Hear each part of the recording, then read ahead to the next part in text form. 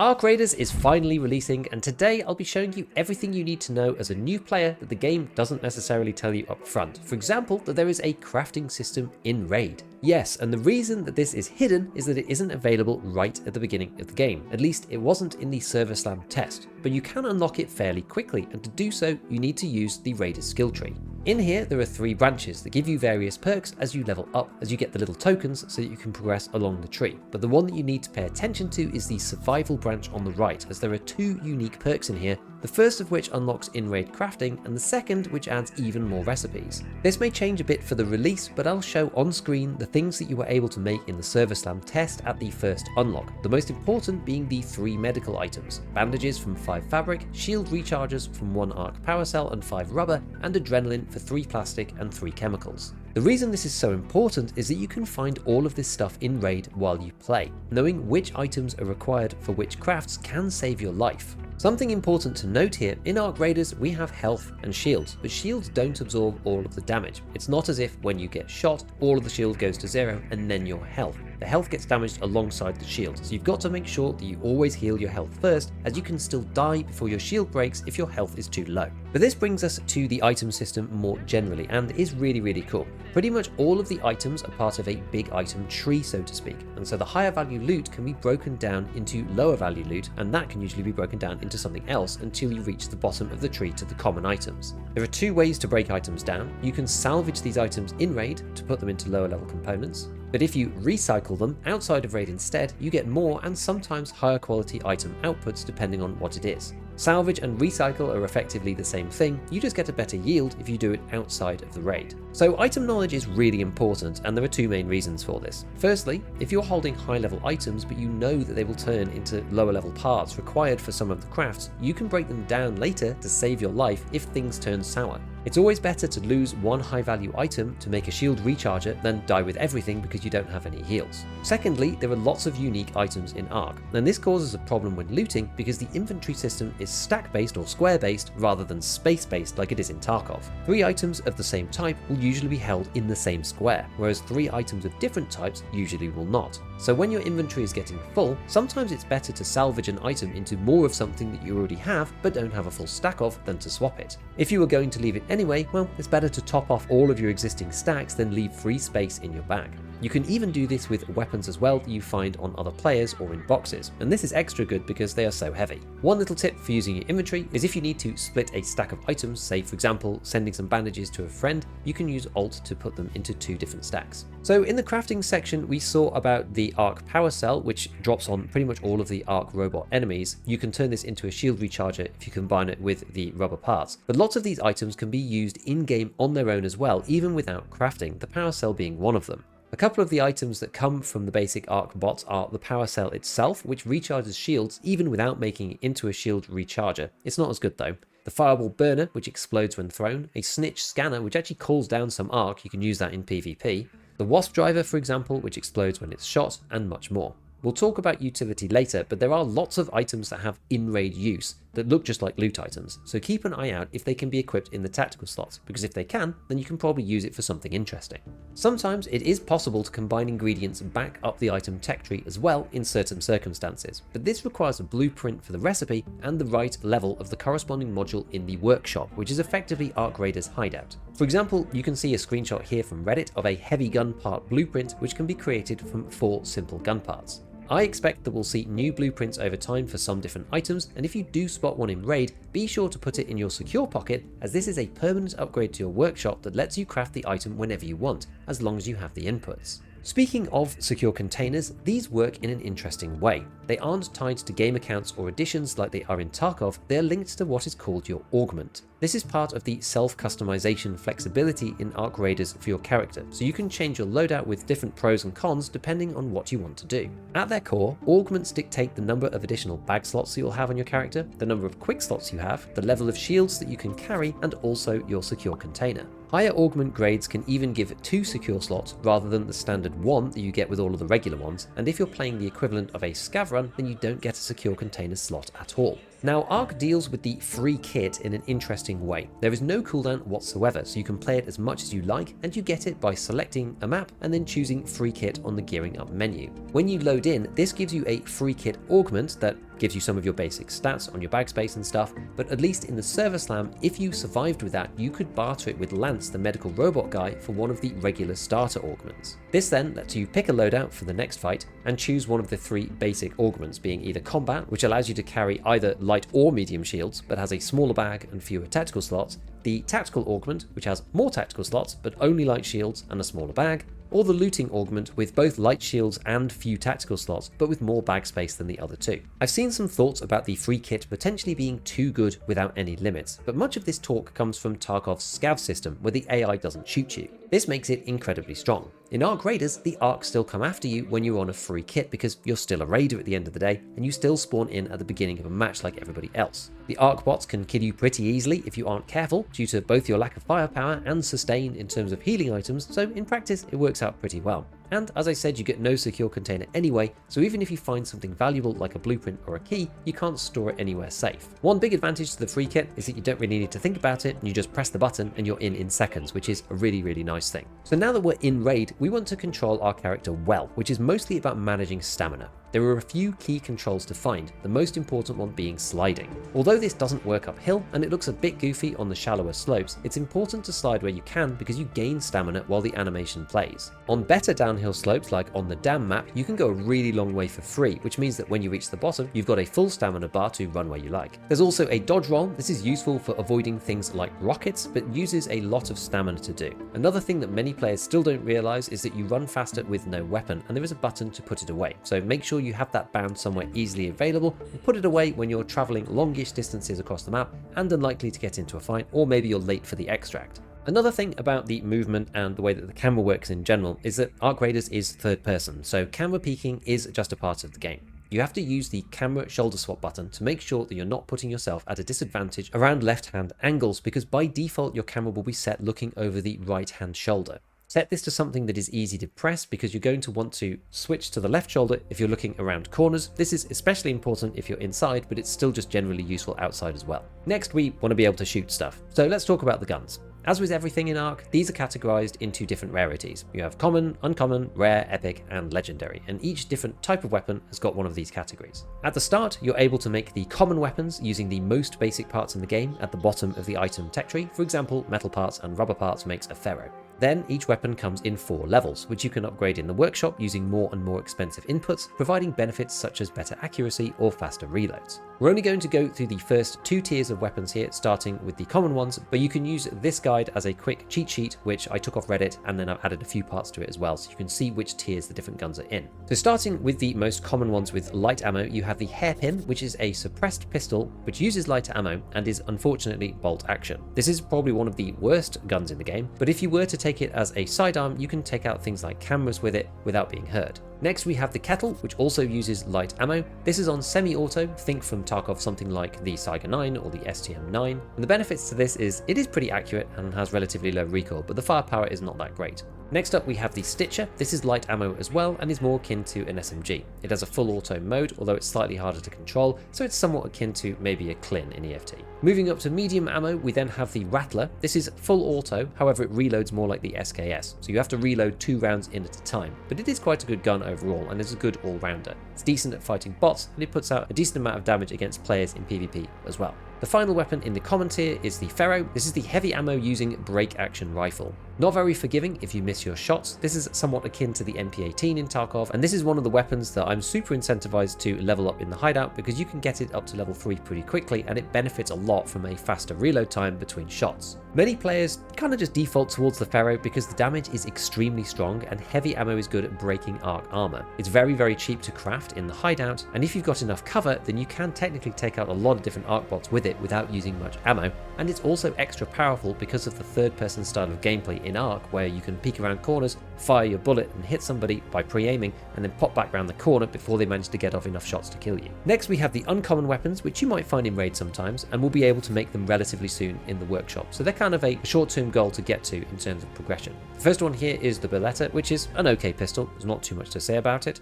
You then have the Arpeggio, which is a medium ammo burst rifle, somewhat akin to the FAMAS, and the burst is a little bit difficult to get used to, but it can be quite good. Then the final two are probably my favourite within this category. The first one is the Anvil. This is a heavy ammunition revolver and allows you to fire 6 shots relatively quickly, so it's a big upgrade on the Ferro and packs about the same amount of punch. This one is really good for taking out bots in particular, again because of the heavy ammunition that has really high armor piercing. The final one is the Il Toro, and this is the first shotgun. Obviously devastating at close range in PvP, it's also pretty good against bots as well because of the spread, although they can't be too armored. For all of these guns, you can get weapon attachments. These can be bought and they can also be crafted, and the better ones can be made with blueprints. These are things like stocks, better magazines, and even some suppressors. A very important point to note about the Arc Raiders economy and with the item system is that crafting guns is just so much cheaper than using credits. You can technically go into raid, find stuff, sell them, and then pay the traders with credits to buy weapons and attachments and that kind of thing. But unless you can't get something any other way, such as paying to increase your stash space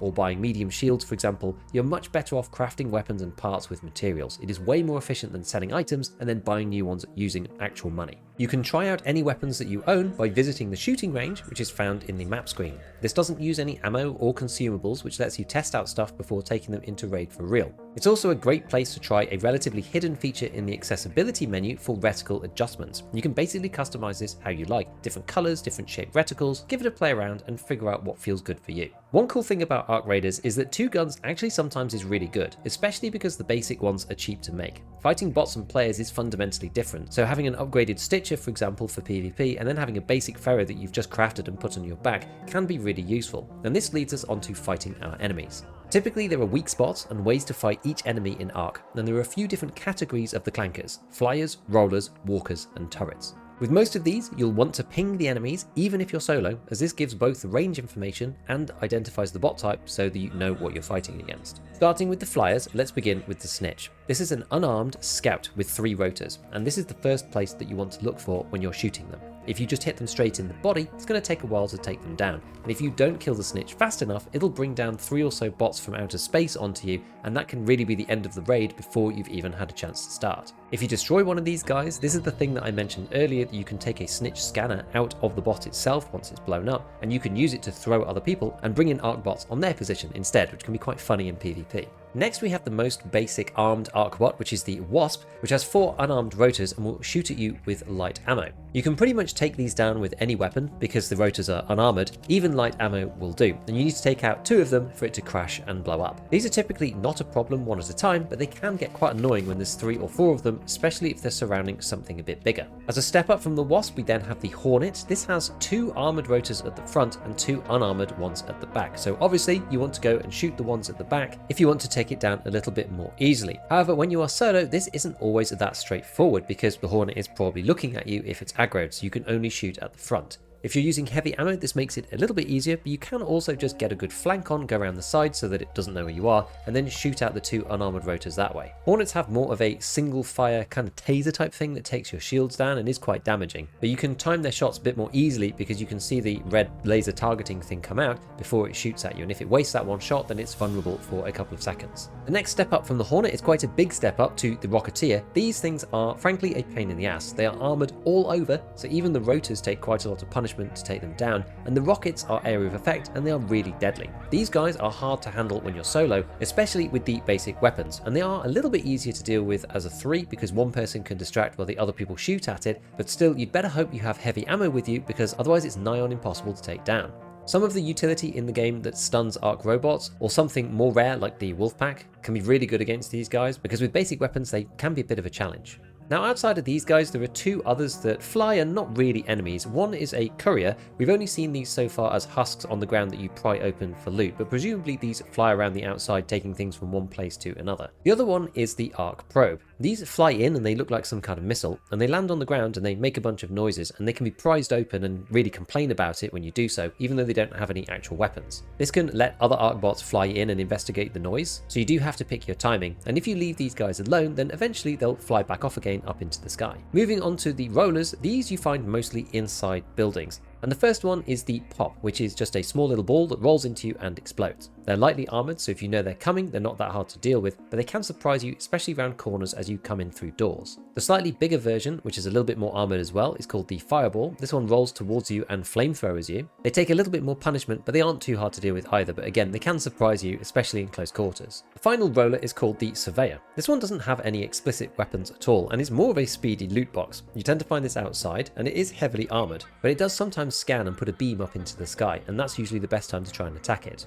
If you do shoot at it and you don't destroy it, it'll roll away really quickly, so the best way to do it is to try to trap it in some fashion. But if you do so and you give it no exit routes, it can try to roll you over if you corner it. In terms of static arc, there are two, the first one being the turret, which is a little machine gun, which is typically inside buildings. Similar to the rollers, they can surprise you on the inside, but once you know where they are, they're not very armoured, so you can shoot them down pretty easily. The second one is the Sentinel, which is kind of a sniper version and is usually high up on buildings. Now the final set of bots, and these are the ones that have captured the player base's attention the most, is the Walkers, and these are the ones that look like the spider machines, and they're rife with speculation as to the bigger versions because of teasers that we've had so far through the game. Starting with the tiny little ones, you have the Tick. Think headcrabs from Half-Life but mechanical. These things either sit on the wall or the floor or the ceiling, and when you walk in they jump at you and they activate a little quick time event type thing as they grab onto your face and you try and pull them off. Another one of those bots where if you know they're coming, they're easy to kill, but they can give you a bit of a shock. The next set of walkers are quite a big step up from the Tick. This starts with the Leaper. It's a big spider bot that jumps at you. It's sort of equivalent-ish size to a raider. It is bigger than you, but it's not at ludicrous scale. And these things can leap really, really far, so don't take pot shots at it unless you're expecting to actually fight it. The other two equivalent sized bots, the Bastion and the Bombardier, are more range specialists. The Bastion will shoot at you with a minigun, and the Bombardier is more like an artillery cannon, and it comes with two spotter drones so that it can target you a bit more accurately. We didn't see these in the server slam, but they were in the previous versions of the technical tests. From here, the next one that we've actually seen in-game is the Queen on the special Harvester event that I'll talk a little bit more about at the end of the video. The Queen is an enormous spider crab which is terrifying and has a huge laser and shoots out rocket artillery at you as well, and she was kind of the mini-boss so far that we've seen. Typically the best way to deal with spiders is to shoot out the joints in the legs, and there's usually a weak spot somewhere around the head as well, which may only appear while they're doing certain animations. Now outside of these ones that we've actually seen, there have been others teased. There are Baron husks that you can find around the world, and they're literally called that, and those look like big spider bot versions of some kind. We've seen a new spider bot in the release trailer, which maybe is a modern version of the Baron, or potentially even the King. And then in the background of some of the maps from the other technical tests and in some of the screenshots, you can see these absolutely enormous city-scale spider crabs,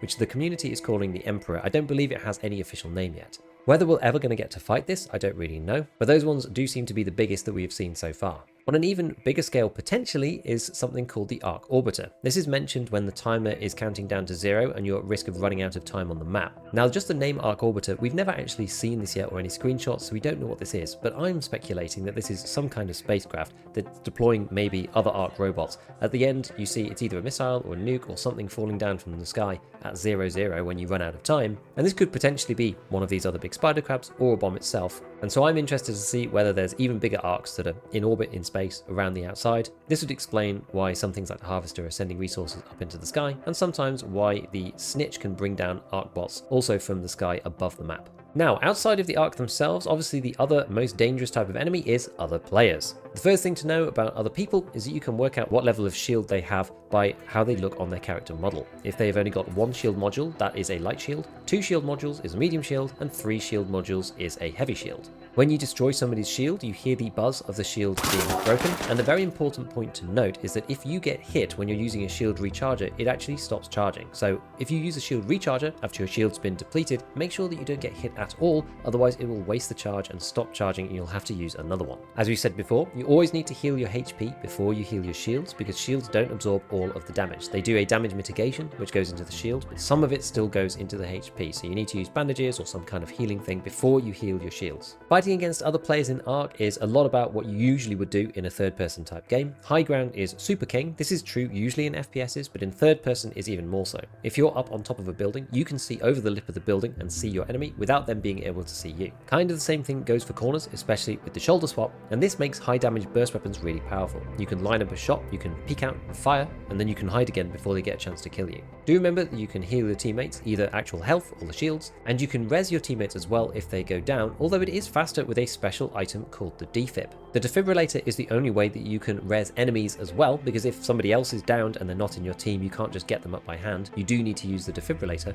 And the final thing is that if you die when you're downed, then that is it. If you're not got back up before the bar reaches 0, then there's no way to get back into the raid and your raid is over. The final tip for PvP is to remember that proximity VoIP actually exists in this game. And in Ark Raiders, the ultimate enemy is really the Ark and not each other. We're all there to try and gather our loot and take it back to Speranza for the good of humanity. And so it may well make sense to team up, especially for special events where you have to take down some massive bot like the Queen. When you're queuing in as a solo, you're going to predominantly be fighting solos. In all of the tests that we've seen so far, Embark have managed to set up some kind of biased matchmaking so that solos are predominantly fighting solos and trios are mostly fighting trios. It's not exclusively true, and occasionally you will see a different squad size in there, but the biased matchmaking means that it does feel fair no matter what your squad size is going to be, which is very nice. One thing I'm excited to see develop within the PvP side of Ark Raiders is the utility items. There are a lot of items that you could use in combat, such as binoculars to get a bead on your enemies, or barricades you can put up which temporarily count as cover, or maybe you block yourself from a third party if you're doing a special event. You've got door blockers that stop other people from getting in without breaching them, which can be very handy in certain areas, and other items like the photoelectric cloak, which looks like a bent coat hanger that stops Ark from seeing you. There's a Raider hatch key that you can purchase from traders to allow you to take a special extract, which is probably going to be a lot less hot than the normal ones. And one of my absolute favourite utility features of the game, with the potential for some real outplays, is the fake flares. There's a mechanic at the moment where if you get downed, a flare fires out an emergency flare from your body, which indicates that a player has been taken to the floor.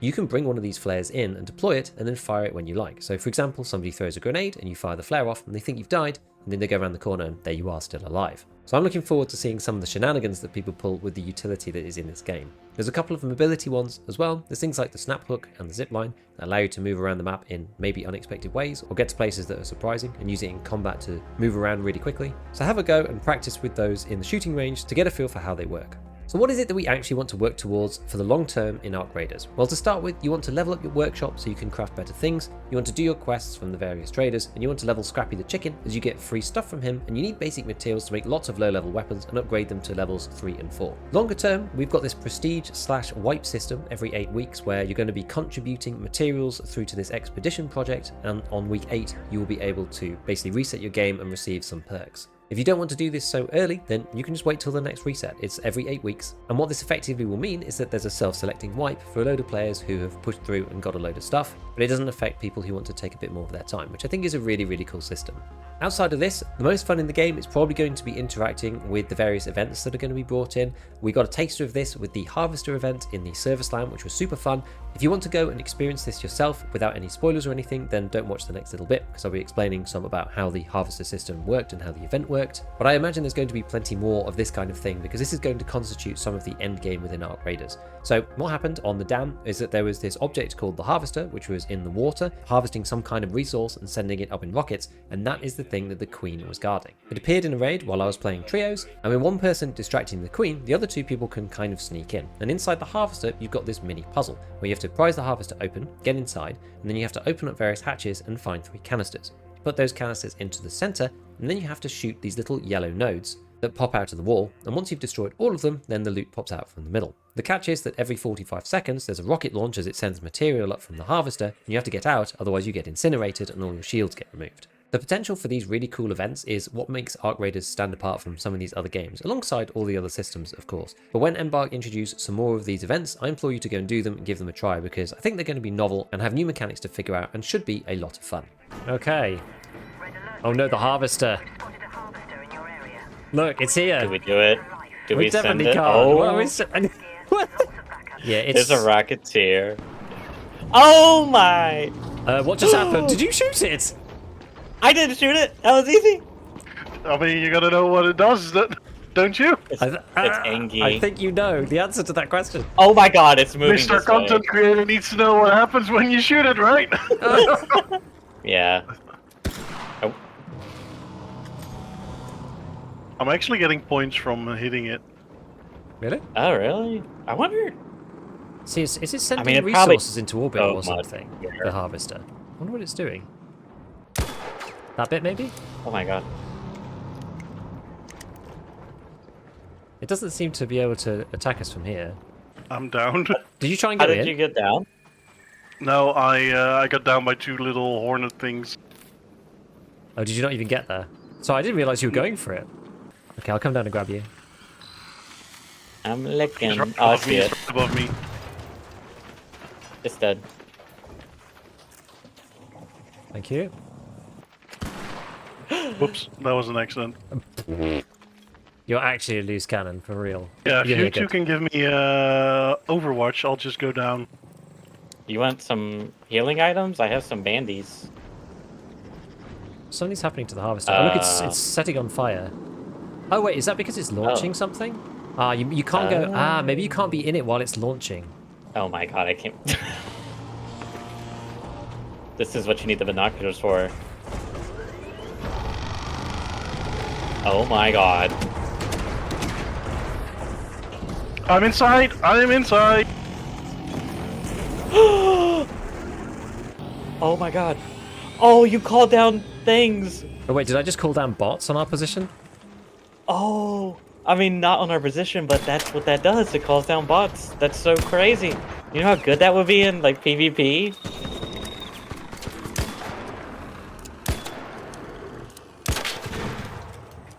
Would be so annoying. Are you still alive, Easy? Yes, I am! What's in there? It is. Oh, you're gonna burn! You're gonna burn! You're gonna die and burn! It's about to Oh. launch a rocket! He's cooked. Yeah, I think I figured out how this works. If one of you can Really? save me. Oh, that's EMP pulse. No, I legit think I figured out how this works. Coming to provide distraction. Cover me, Terra. Perhaps.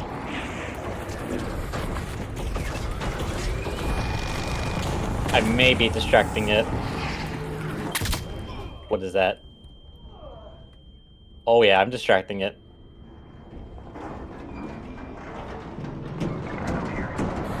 Oh my god. Where are you, Easy? I'm... Oh, yeah, that way, that way, that way. No, no, no, no, no!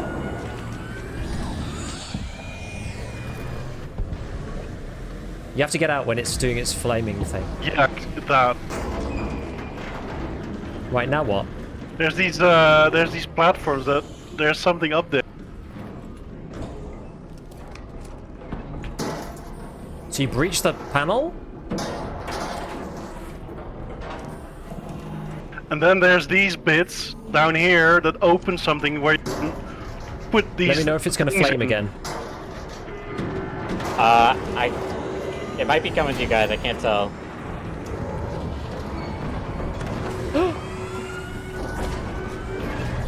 Oh my god, there's so much chaos.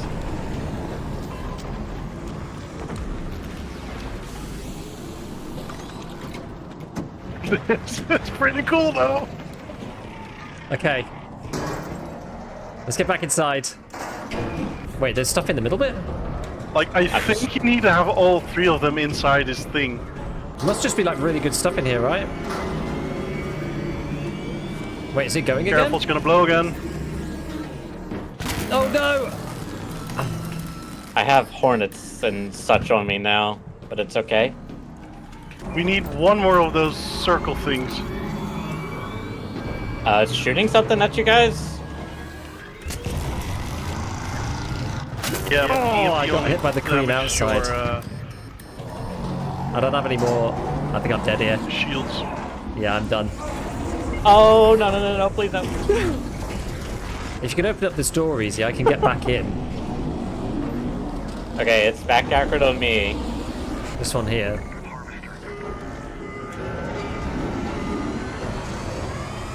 I advise you heal if you can. I wonder if that's gonna kill me or not.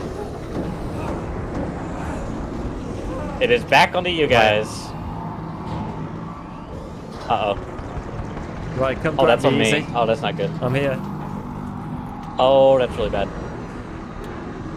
Giga, we need to find one more of those cylinders up. Oh, that's fire. What That's is it fire. exactly? Oh, that's fire. I think it's this one.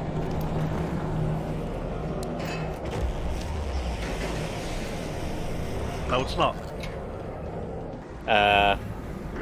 Think it's coming back to you guys? Nope, it's on me still.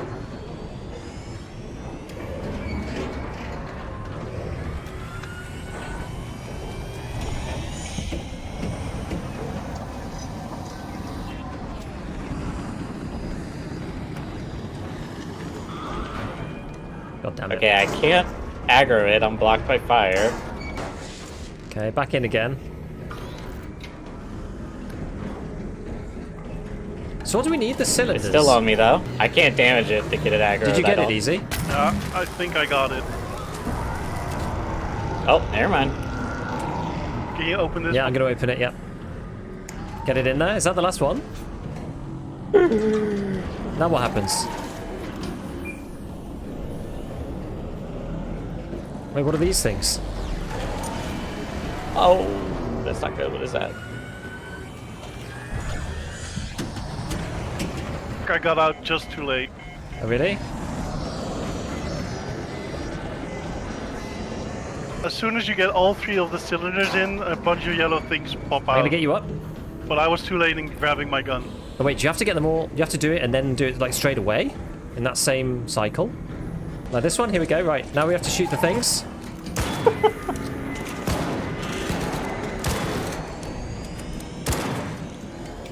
Can I even? Oh, shit. Wait, they're not going down. Damn. That's not good. How many times do you have to shoot them? Oh, you have to shoot them multiple times? Well, My god, we're getting this done, Giga. How many more are there? They take like 3 anvil shots each. That's insane.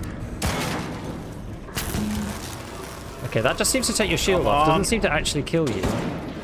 Any more? Oh, there's one there. Okay, and there's one there. Did we get it? Any more? We did it! I think we did it!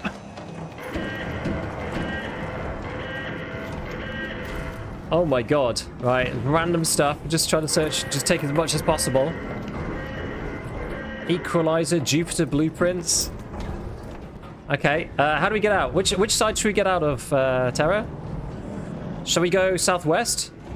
We're gonna die to the freaking rocket boy, I think. Aren't we? I think we need to go this way towards Terra, I think.